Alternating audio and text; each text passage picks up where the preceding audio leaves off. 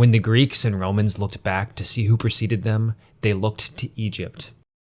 Even the Greek historian Herodotus makes no mention of the people we today consider the first civilization. For him, born in 484 BC, this first civilization was beyond ancient. These mysterious people were the Sumerians, and they predate even the ancient Egyptians.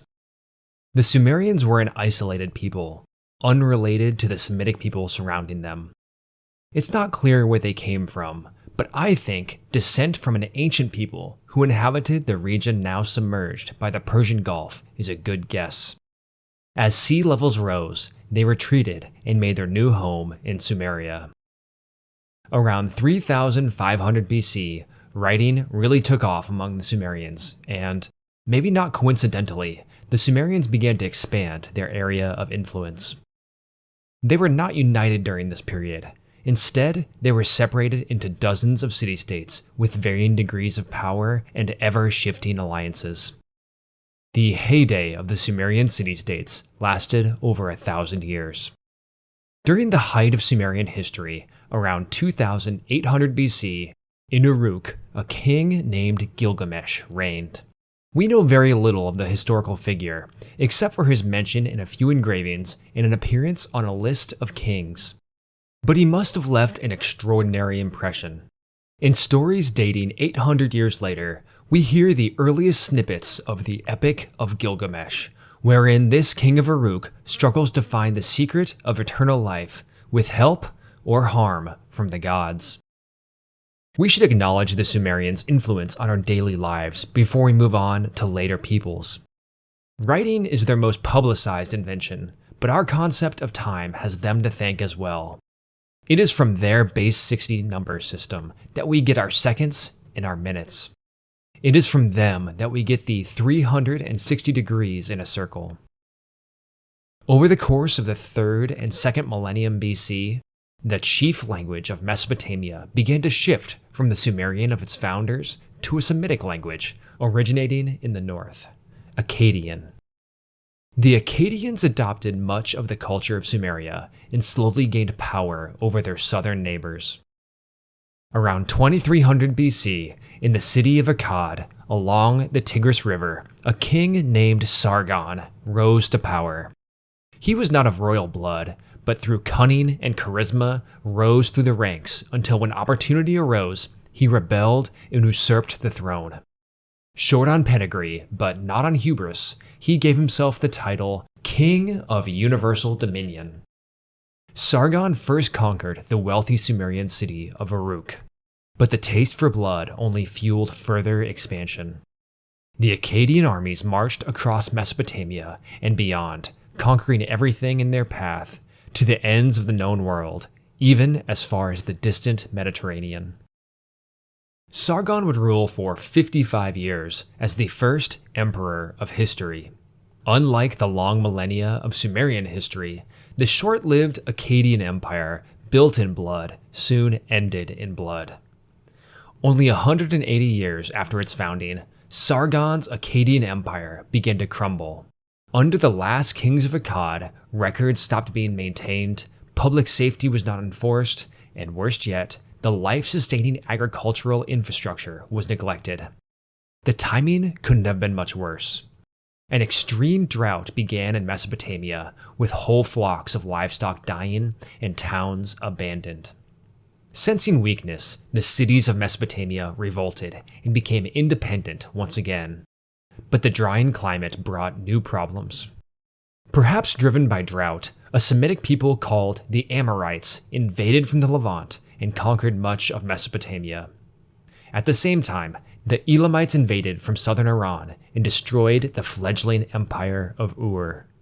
These twin invasions hit the south of Mesopotamia hardest. The north was mostly spared, and perhaps because of this, the people there began to form a new identity, not Sumerian or Akkadian, but Assyrian. They formed a new northern pole of power. Set against them was a new southern pole centered at Babylon. Babylon began as just one of many small cities lying along the Euphrates under the Akkadians. It grew slowly but steadily and became a fusion of Akkadian and Sumerian people and culture. With the fall of Ur, Babylon finally took precedence in the south. The name you'll need to remember for the test is Hammurabi. Under his rule, one of the earliest written law codes has been preserved. The Code of Hammurabi was a written law carved into a stone stele about 2 meters tall. The code was written in the common language of the people, Akkadian, so that anyone could read it, not that many would have been literate. The law is one of an eye for an eye and a tooth for a tooth. Punishments were to be in proportion to the crime committed. Assyria and Babylon would spend the next several centuries fighting and conquering each other back and forth. In 1600 BC, a new power emerged at the periphery of Mesopotamia, the Hittites. The Hittites spoke an Indo-European language, a distant cousin of the language you're listening to this in. According to the majority theory, the Hittites split off from the rest of the Indo-European people very early, around 4000 BC, and moved into Anatolia. For most of this period, the Hittites were a fragmented culture, separated in their own city-states, much as the Sumerians were. Then, around 1600 BC, a king named Hattusili expanded his power out from Hattusa, his capital city located close to the geographic center of modern Turkey, and he built an empire. As the Hittites expanded, they bumped into the expanding New Kingdom of Egypt. We are all familiar with many of the basics of Egyptian society.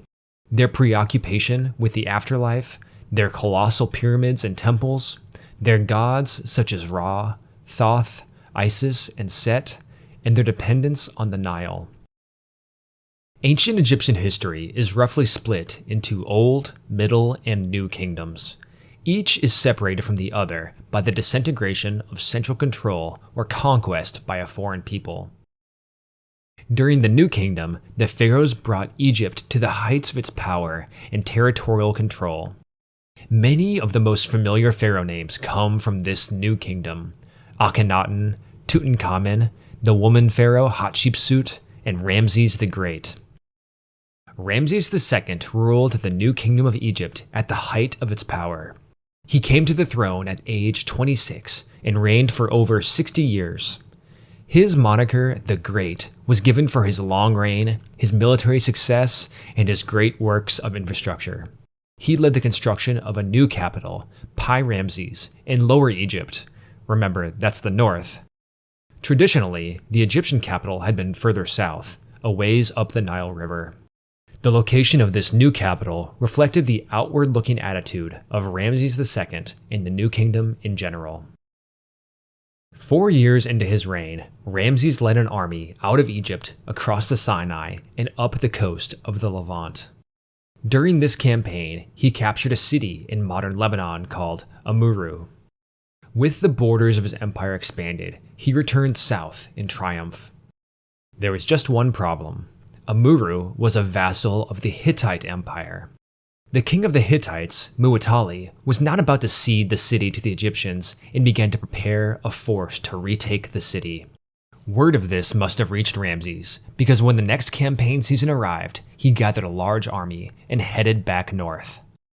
The Battle of Kadesh, which resulted when these two forces met, was not especially impactful for the geopolitics of the day. Instead, its significance lies in the detail and quantity of records about the battle which survive. It is the first battle in recorded history in which we have both sides' perspectives. Both sides claim to have won the battle. Modern historians, though, now consider the battle a draw, or even a Hittite victory. It was the Hittites who would continue to expand into Egyptian territory in the Levant in the years to come. Let's shift our focus a little to the west and look across the waters to the island-speckled Aegean. Almost halfway between Greece and Egypt lies the island of Crete. By the days of Ramses the Great, a civilization that was already centuries old called the island home. They were the Minoans. The first Minoans were probably descended from the early European farmers. The earliest settlers of Crete lived in small villages, fishing on the shores and farming in the interior. Slowly, centers of commerce and trade grew on the island and power consolidated into several cores. In several prominent cities, large palaces began to be built, most famously at Knossos. This palace's size and confusing layout influenced the later Greek legend of the Minotaur and the Labyrinth. In fact, the name Minoan comes from the legendary Cretan king Minos, who offered Greek children to the Minotaur. We don't know what the Minoans called themselves. Their written language, called Linear A, has not been deciphered. The Minoans were at the height of their culture and influence in the Mediterranean during the 1600s BC, with their culture spread across the Aegean, to the southern portion of Greece, to the coast of Anatolia. But around 1600 BC, a massive volcanic eruption devastated the area. On the island of Thera, modern Santorini, a volcano erupted, destroying most of the island. The central portion collapsed into the sea as kilotons of ash and soot were pumped into the sky. The collapse of this island sent out a tsunami which crashed into Crete and annihilated coastal areas. Some even speculate that the story of the disastrous eruption and the destruction it caused was passed down through the centuries and became Plato's Legend of Atlantis. The Minoans did recover from this devastation, but never quite reached the same heights. About a century later, they were conquered by their neighbors on the mainland, the Mycenaeans. The Mycenaeans were similar in ancestry to the Minoans, but had a small amount of steppe ancestry, somewhere between 5 and 15%, and spoke a different language than the Minoans. Their language was borrowed from the Indo-European steppe herders and is the direct ancestor of modern Greek. Their name comes from their chief city, Mycenae, located in the Peloponnese, but there were many other sites of Mycenaean culture. It was these Bronze Age Greeks who conquered the weakened Minoans on Crete. Their culture now stretched throughout the Aegean Sea. Conflict soon emerged with Hittite-influenced cities on the Anatolian coast. In the mid-1200s BC, a great war took place between the Mycenaeans and a city called Wilusa. The Mycenaeans were victorious, and Wilusa, was destroyed. This war stuck in the memory of the Proto-Greek people, and Homer, centuries later, would weave the story into the epic tale of the Trojan War. Once thought to be pure fantasy, evidence points to a destruction of the city, matching Homer's description during the Mycenaean period. Troy was only one of the Mycenaean targets. They expanded widely across the Mediterranean. The Trojan War was probably part of the Mycenaeans settling the Aegean coast of Asia Minor and Thrace. There was also likely a settlement of Mycenaeans in Palestine. If you're familiar with the Hebrew Bible, you may recall the age-old enemy of the Israelites, the Philistines. DNA evidence from the last decade points to the Philistines being recent immigrants from across the sea in Greece. Troy was not the only city destroyed during this time. Around the year 1200, an apocalypse occurred, one that would end the sophisticated and interconnected world of the Late Bronze Age. The archaeological record shows year by year a creeping destruction spreading across the Mediterranean and Near East, from Greece to Anatolia to Assyria to Babylon. Over the course of as little as 20 years, city after city in succession was burned, looted, destroyed, abandoned. Few cities near the Mediterranean survived. The devastation was so total that the period is called the Bronze Age Collapse. The whole process is cloaked in mystery. Some speculate a famine and social revolution led to a collapse of the Mycenaeans. From there, raiding and piracy spread across the region as people fought to survive. Greece seems to have been the first place to burn, with the destruction spreading from there. Alternative theories include raiders from Sicily or Sardinia, refugees from Troy, or even a confederation of people from all over the Mediterranean. The Egyptian records seem to suggest the last option. Out of everywhere, Egypt had the most success against the raiding Sea People, as they were called, defeating them in battle twice. First around 1207 BC, and again 30 years later in 1177 BC. It seems this defeat put an end to the raids. But in their trail, they had destroyed much of the Mediterranean world. The Bronze Age collapse was a general civilizational collapse that ushered in the Greek Dark Ages, the end of the Hittites, and a weakening of the Assyrians. Numbers varied from place to place, but it is estimated the population in Greece was as much as 50% lower in 1100 BC than it had been in 1200 BC. But not every city was destroyed. The collapse of the regional powers left a vacuum for other people to fill. In what is now modern Lebanon, several great trading cities, collectively known as Phoenicia, not only survived, but began to prosper. The chief of these cities were Tyre, Byblos, Sidon, and Tripoli. The Phoenicians were a Semitic people who for long ages had been under the rule or influence of the Egyptians or Hittites. They had always been traders, but with the Bronze Age collapse, they began to dominate trade in the eastern Mediterranean. The peak of Phoenician power and influence lasted from around 1200 to 800 BC, when they came under the influence of the growing Mesopotamian powers of Assyria, Babylon, and then Persia. The Phoenicians established many colonies, mainly on the North African coast, but also on Sicily, the Balearic Isles, and southern Spain. Most of these colonies were small, with less than 1,000 people, and were more like trading outposts than true population centers. There were exceptions to this, however. In modern Tunisia, in 814, the colony of Carthage was established. It would, before long, expand beyond a mere colony, becoming a large city, and eventually rival its great enemy and antithesis, Rome. The most lasting impact the Phoenicians left on the world was their writing system. Unlike the hieroglyphs or cuneiform of surrounding cultures, the Phoenicians developed a written language that used symbols to depict individual sounds rather than whole words.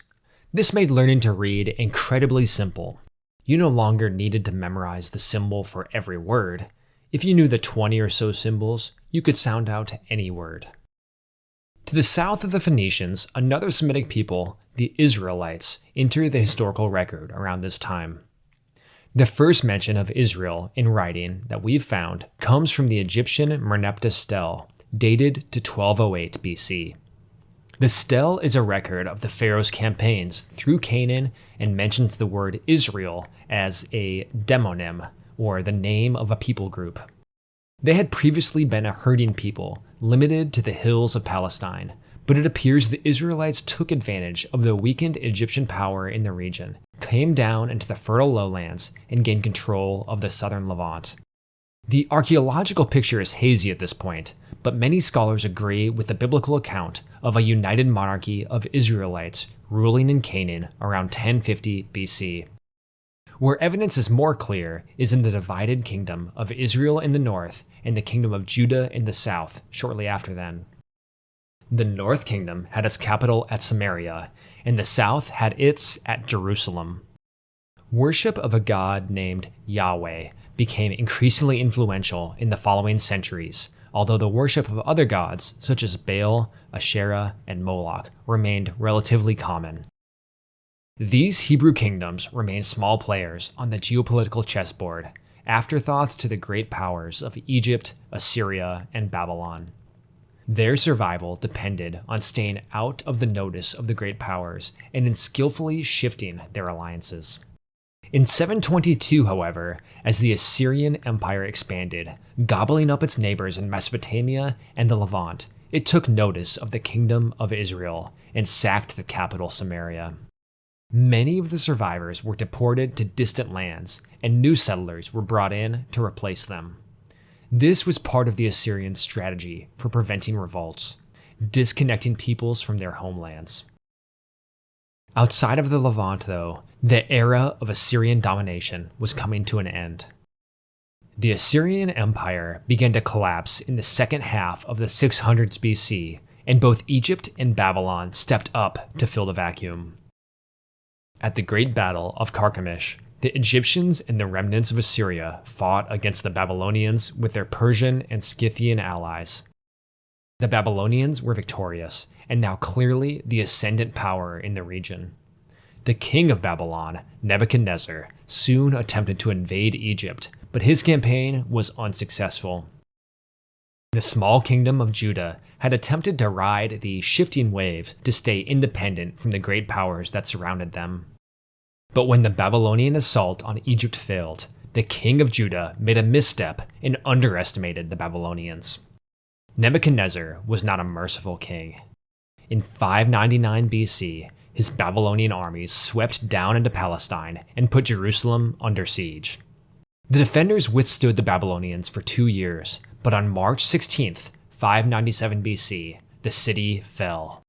The city itself and the temple to Yahweh was pillaged and its wealth was carted off to Babylon. Judah remained intact, though even further reduced in size, as a vassal to Babylon. 10,000 of its population, including craftsmen and the elite of Jerusalem, were forced out of Judah and were dispersed throughout the Babylonian Empire. Jerusalem was mostly abandoned. This was the exile of Judah. It would prove to be a short exile. 60 years after the Babylonian conquest of Jerusalem, the Babylonians found themselves conquered by a new empire, the Achaemenid Persians. In 550 BC, a Persian ruler named Cyrus rebelled against his Median rulers, captured the king, and took the capital for himself. In a moment, Cyrus had transformed himself from upstart to emperor. Many surrounding states viewed this coup as a chance to rid themselves of Median rule and threw out diplomats and stopped paying tribute. This gave Cyrus the perfect opportunity to assert his authority. He conquered the Lydian kingdom in 546 BC and incorporated it into his realm. Hostilities also arose with the larger powers, Egypt and Babylon. For the first decade of his rule, conflict was sporadic and small between Persia and Babylon. But in 539 BC, conflict erupted to the surface. In the Battle of Opis, the Persians won a resounding victory, and soon after, Babylon itself was captured. The Persians would go on to conquer Egypt as well in 525 BC. The Persian Empire now stretched from Central Asia to Anatolia, across the Middle East, and down to Egypt. It was the largest empire in history up to that point. One factor leading to the success of the Persians was in their tolerance. The Assyrians and Babylonians of the prior centuries had ruled through cruelty and fear, but the Persians chose another path, which helped them maintain their huge, multicultural empire. One example of their kindness was in allowing exiled people to return to their homelands. This included the Jews in exile, who now returned to Judah and repopulated Jerusalem. They were even allowed to rebuild the temple to Yahweh. Although Persian rule was more tolerable than prior empires had been, there were some who resisted outside control. Next time, our focus will move to the Aegean, and we'll see descendants of the Mycenaeans fight back against the Persians and make their own mark on history. If you've enjoyed this video, please like and subscribe. For more content, check out the 202 Decades of Western History podcast, which this series is based on. Thanks for watching,